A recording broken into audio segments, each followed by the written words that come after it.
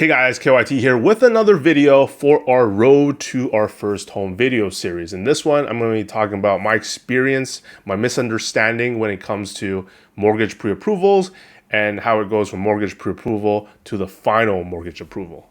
As some of you know, we've been searching for a house for a few months now. We actually ended up finding one recently. We made an offer and it was accepted. But then complications arose, and I've talked about it in a few posts on Blossom, and eventually I'll tell the whole story when everything is over on this channel. But until then, it's been really emotionally taxing, so that's why I only want to talk about bits and pieces here and there when I have time and when I feel comfortable. It's really been emotionally draining. And oh yeah, I forgot to mention, you can see the different background, all these boxes. It's my wife preparing to pack already. So the main problem was that the final mortgage approval took forever. Actually, I can't say took forever because I haven't even gotten it yet from the very first broker that I went with. They still haven't given it to me. And when I tell people this, they find it, most of them, if not all of them, found it strange that it took so long, and they'd ask me questions like, is the house you're trying to buy way too expensive? Or your finances shaky? Didn't you get a pre-approval from a bank or something? So all of these questions make a ton of sense, but they don't apply to my situation. And I'm just gonna share my takeaway after going with this first broker, rushing and going to Desjardins, a local bank, to try to get this pre-approval, not the final approval, sorry, last minute. And then lastly, going to yet another broker that reached out to me to try to help me in my situation. My big misunderstanding was thinking that the pre-approval that you get could speed up the final approval process, as if it was, you got a pre-approval, you make an offer on a house, the sellers accept your offer, you go back to get your final approval, they have your pre-approval, and they do a little quick checks, and then you're good to go. That is so far from the truth. So this right here is the guarantee certificate. That's what they call it at Desjardins. That gives you a number, tells you basically the maximum that you can afford for a house, but says at the bottom that the certificate's valid for a period of 6 months from its issue date, is subject to all the conditions noted in the attached mortgage financing pre-authorization letter. And there's a lot of conditions that have to be met before you get that final approval letter. And to get that certificate or approval from another bank is really fast and easy because they're not doing really careful checks of all this information.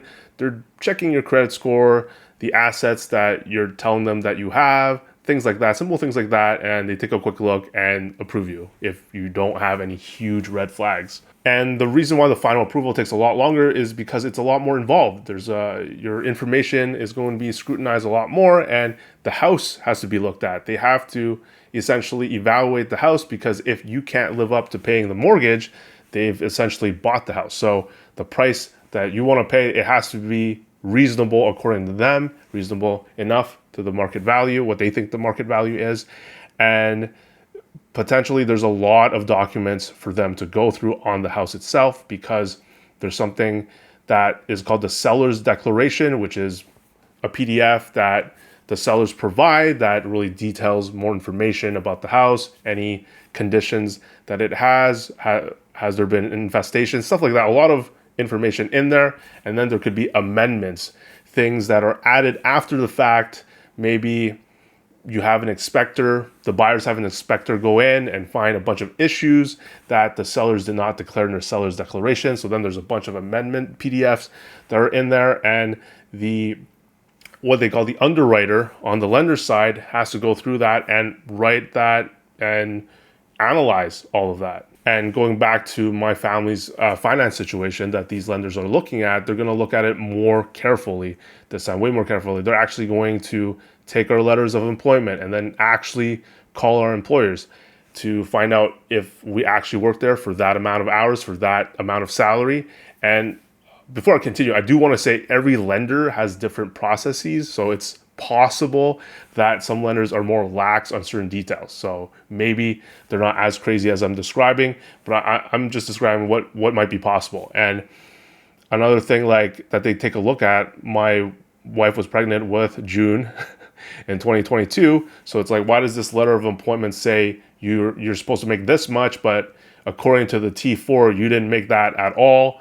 Then you have to explain that you were pregnant, etc. So there is a lot more that goes into the final approval, a lot more time for the underwriter to fill out whatever internal application that they have to do. That like, that's my takeaway. It's not as easy as, oh, you got a pre-approval. It's really easy. The pre-approval is like accelerates it a bit in terms of starting your account with the lender, but it's such a small piece compared to everything that I now know that they have to look at, that just because you have a pre-approval for a bank does not mean it's going to speed the process significantly. I want to emphasize this point one more time, is that I know different provinces have different regulations. So what I'm saying might be completely, doesn't make any sense, but I'm speaking to you as someone that lives in Quebec and has gone through this experience. And what happened, one of the excuses I was given for the final approval, and it sucks that this was the excuse, is that the underwriter was sick for a few days during a week. And it's very disappointing for me to hear that, because the lender could easily have given my file to a different underwriter then, if they were going to be sick for that long in something that is so time sensitive. And it right now, it really hurts for me to even think that that was the reason. Right now, we are still in the buyer's market. I know this from talking to many brokers and realtors, and there's no reason for the approval to take so long. And I think I'm disappointed in myself for not realizing that the speed was a major red flag. And I'm disappointed in the first broker that I got for not following up, like, what's going on with my client's file. Follow up every few days. Like, why is there no progress? Is this really like a ton of applications going in? Or is it because, again, this excuse that someone was sick and no one's touching the file for days or a whole week? Like, I got hurt by what I feel was a lack of, or I don't know, I guess incompetence. I have to say that. And while I could hate myself for not realizing this stuff earlier, I mean, I've forgiven myself ultimately, even though family and friends have told me, like, oh, why didn't you tell me about this? Why didn't you talk to me about this? Sometimes shit just goes wrong. You consult as much as you can. And I'm someone that's not too proud to seek help. And again, sometimes it's okay. Shit happens. And I know my mom was stressed out, was like asking my sister and my dad if they could help me, because she's like, I don't know anything, but I'm worried about my son. Please, someone help.